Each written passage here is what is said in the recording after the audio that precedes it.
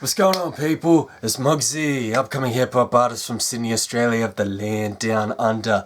And right now I'm going to do kind of a Q&A video, questions and answers for a UK acting sort of company blog that, I have a few questions on the site StarNow where I find a lot of my, I guess you could say, acting work, acting roles, gigs and auditions. And I've written them down because obviously your boy MUGZY can't remember it sometimes through the brain, but gives you a little bit in depth about the career, about my career, the acting journey, favorite roles, disrespectful or dislike roles, and everything else in between. So obviously I've written them down, I've got them right here, and I'm just going to get into it, have some fun with it, and hopefully the viewers checking this video out like it, enjoy it, and here we go. So question 1, why do you love acting? Honestly, man, the reason why I love acting is the same reason why I love movies, man. Just getting into the frame of mindset of a character or something that's outside of my normal persona, man. Like, just that challenging role. Because like they said, man, we only live once in life, and I see all these commuters and 9-to-5ers going to their jobs, man, and just going in the rat race, slaving for a paycheck, man. And I mean, we got to work, but when it comes to the entertainment field, man, I love acting, man. I mean, like, I love going down to those gigs and then they give me a script, or even if it's just an extra role and I'm just playing a background character and being on that, forefront, that stage, and just seeing how it works and knowing that somehow in my life I'm a part of that entertainment industry, man, and I'm pursuing it. That's why I love acting, man, to escape from the reality and knowing that the grind is within me, and that kind of flip the script and rhyme. So that's question 1 for you, and I should really have this piece of paper in front of me. Question 2, when did you begin and how? Well, actually, to my fans, people that know me on StarNow, just people who know me at gigs, know that I do hip-hop music. I've been doing it since 14, I'm 28 now. I'm not going to go into my origin story. You guys can check that out at, one of my interviews on my page at MUGZY, MUGZY, but to worldwide viewers, that's MUGZY. You can check everything about me there. But from 14 till 2013, when my second album, Understand Me, dropped, I was constantly doing music, gigs, interviews, and I was in the sort of rat race with that. And I was becoming a bit stale, and I wanted to try and figure out more avenues and more opportunities within the entertainment industry. And my grandfather, Bob, and my grandmother, Sylvia, shout out to them, loving couple, and they've still got their wits about them even at their age. My grandfather hit me up and he's like, yo, I saw, a sort of talent company looking for talent to submit to, commercials and like online products and, little bits and pieces roles. And he's like, why don't you hit him up? So I gave him a call. Next minute, I'm in these commercials and, doing these short films and independent films here in Australia. And I just got the knack for it, man. Never studied it. Never trained in it, but shout out to people who really do love it, man, like that. But to be honest, every role that I've got, man, I'll just read over it, have the in-depth of the character, sort of, take my own spin on it, and kind of dabble into how I can, really flip the script and bring MUGZY into it as well. Not just be so robotic and be like, okay, he's focused, like that's what the director wants, sort of thing. It's like try and build a sort of hip-hop twist to it. So, man, from 13 till now, I guess you can call me the Australian Marky Mark. Started with hip-hop, now, I'm doing acting, and now I'm, blending the two. But that's question 2. Question 3, what is your favorite moment or role? Dude, I've done so many roles, man. Like, the other night I hit over 100 roles, and that was one of my goals, man, to really hit the 100 mark, which I'm thankful for, man. So, out of 100 roles, dang.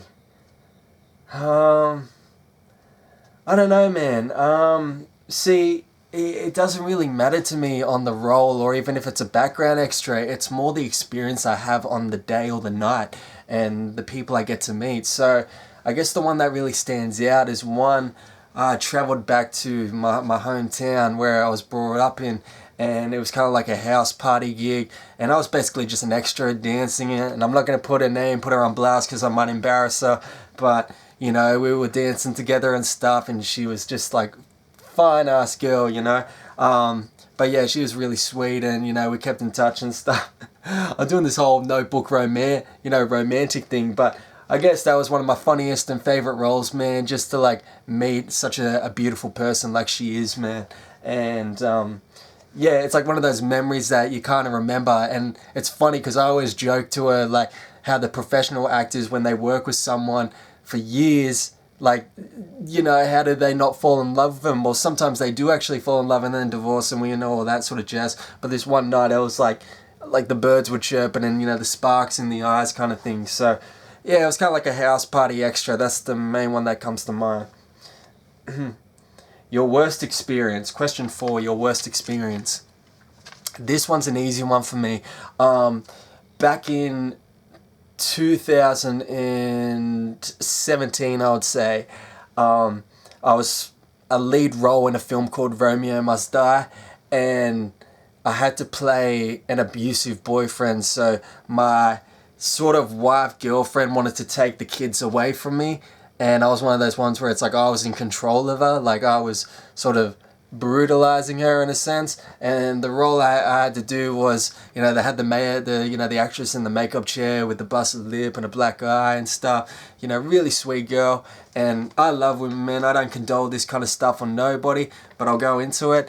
And the role that I had to do was they'll lay her out on the couch, and I had to like sit on top of her and act like, and the camera was behind me, so I had to like act like I was literally beating the hell out of her, like saying, you're not gonna leave me, you're not gonna take my kid and stuff. And she's screaming and crying and stuff, and the director wanted sort of control her, but also not go overboard like psychotic, like you want to kill her, more just, you know, that in between, you know, of like abuse and stuff. And I remember like thinking to myself, man, like how do I do this? This is not my, you know, everyday kind of, you know. That's what I was saying, like, you know, you really got to jump out of your everyday kind of life and just play this character in a sense. And I remember thinking, man, like, now I can understand why a lot of actors do study and train her, because I've been winging all these roles, and this is probably the most difficult one I did. But then I had the epiphany of, one, how badly do I want to make it in this industry, man? Like, if I say no to this director, or say, oh, I'm a bit iffy with this is not really for me, or not my type of movie, or not my type of scene, then how am I going to go with like the big leagues, man? You know, like, you got to take anything. You got to say yes to anything. Because like, man, I don't want to be busting my ass like in a 9 to 5 and do acting on the side, man. I want to make this dream a reality. So I said, you know what? Like, close your eyes, get into a frame of mindset. What would Denzel do? What would Denzel do? You know? And I was just like, remember like Eminem, he's like earlier albums like Slim Shady, Marshall Mathers LP, when like he was like real psychotic. Like, if you listen to the song Kim, like that was a perfect example that went through my head, man. I was like, why not just tone it like that in the MUGZY kind of way? And I did. I was like, I can thank Eminem if I ever get to meet him. I'll be like, dude, you helped me through this one scene in the film. But yeah, so I mean, I just did it, and when the director was like, God, that's a wrap, you know, I loved it, MUGZY, da-da-da-da, I was such an apologetic to her, man. Like, I was literally like, I'm sorry. She's like, no, you're fantastic, you were great and stuff. And I was just like, oh, no, like I don't condone that on no women, you know. So, like, beating into a woman just for a film, man, that was probably the hardest role I ever had to do. Question 5. Where do you see yourself in the future? Hardest question I ever get answered, man. Asked, man, in whatever it is, like interviews and stuff. Because I can't predict the future, man. Like, all I know is I grind 110%, man. You know, acting gigs, you know, performance gigs, interviews, vlogs, whatever the case may be, man. Like I said, any opportunity is a great opportunity for me. So, I mean, yeah, man, like, I don't know what the future predicts, but just hopefully somewhere closer to the dream. That's all I can say, man, from my dedication and hard work. And the final question, question 6. What advice would you give someone breaking into the business?